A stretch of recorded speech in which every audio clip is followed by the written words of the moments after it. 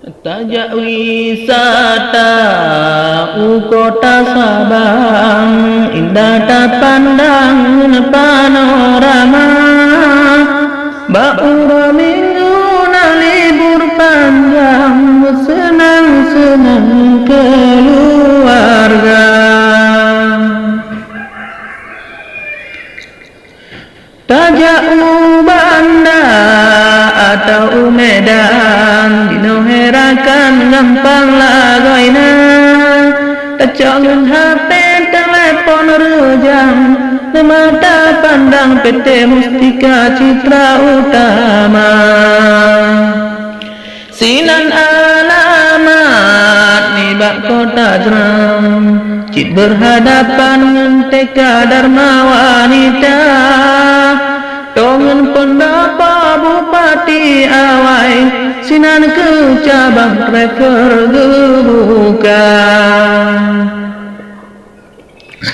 Bang Muhammad Amin, manajer sinan, cukup dermawan dan bijaksana, cukup mulia dengan tujuan, kau menciptakan lapangan kerja.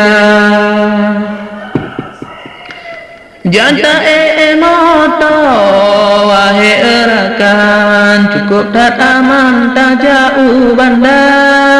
Mengatat hadu tanya penumpang, tak pengalaman memang supir Jakarta. Bang Amiruddin yang duduk di sinan, nibak kantornya negoknya kelola. Moto pibaho wahai ewakan, cukup tak nyaman, AC dingin lagoina. Hoyang kemeja wahai erakan, cina jemputan sinan sedia. Seluruh Aceh sampai Medan, cina jurusan PT Mustika Citra Utama. Terima kasih ke Bandung Rakan yang di dukungan terlaksana. Pak Joni Adi Ketua Dewan, cina kunjungan kantor gebuka. Go IKNR nyan hantua sadai ke Bandung Rakan dari Jakarta. Abang Man Insa akan dalon tuan, gaya dukungan lenyan serta tenaga. Bang Uli kabungan bangku latongkam, gubi dukungan anak muda. Daulil azmi dikedanil optimenan macam, kaya dukungan balon buka usaha. Adorasi di koko dan ketinggalan, sampai kecut bang semangat dibah. Dari Jakarta tanya sampai Unagan, lajun bek lekang we talo sedara.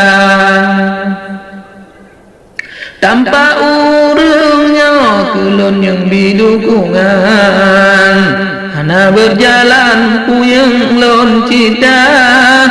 Turut senior ke bidukungan, jalan ke depan pemimpin di Naganaya. Bapak Nuh Kholis yang lon banggakan, motivasi gopnya cukup tak ayah. Lon lagi doa bak sidro Tuhan, semoga berjalan puyeng lon cita. Pesan dari lon nyong ke Bandung di Nagan, hanapu bimbang motor sewa. Driver lon bukannya sino di Nagan, hoyang tujuan pak telepon segera. Driver lona bukannya sino di Nagan, hoyang tujuan pak HP bersih gerak.